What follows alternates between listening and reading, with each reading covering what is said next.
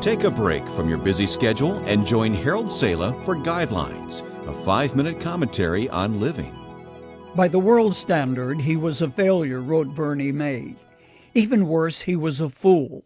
What a waste, his friend said when he died. He had everything and threw it away.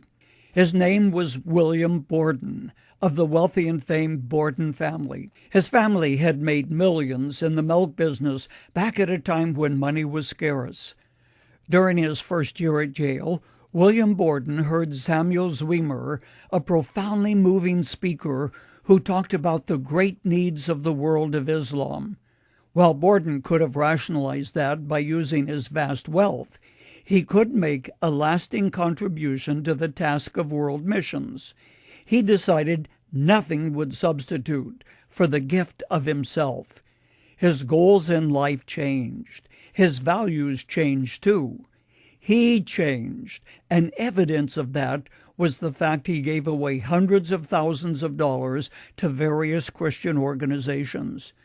Then he set out with singleness of heart and mind to serve God, depriving himself of even owning an automobile, which he described as an unjustifiable luxury.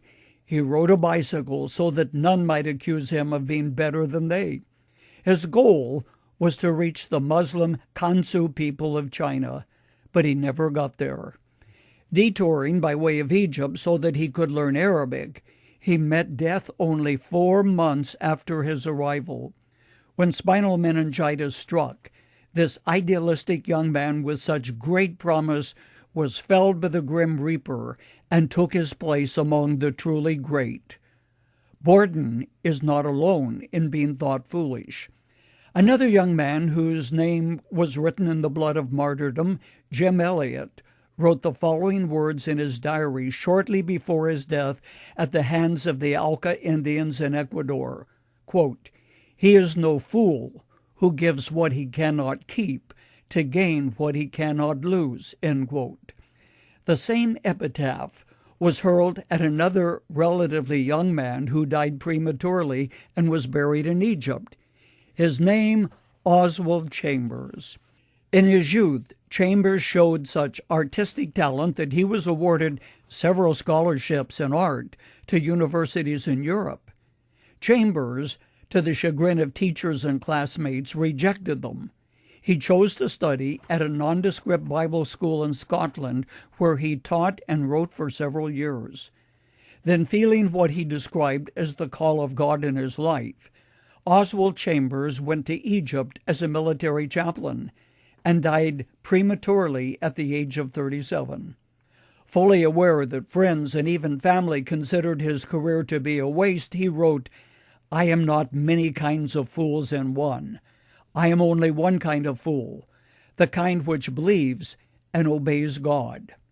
Foolish, by definition, means lacking wisdom or understanding. And often a decision can be made in retrospect as to whether or not these who so invested their lives were wise or foolish. What some consider to be a wise investment of time and energy in light of eternity is very foolish, and what some consider to be foolish is actually a wise investment.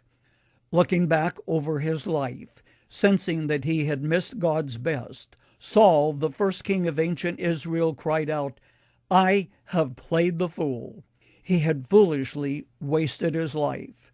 6 words were found in the back of Borden's Bible: no reserve, no retreats, no regrets.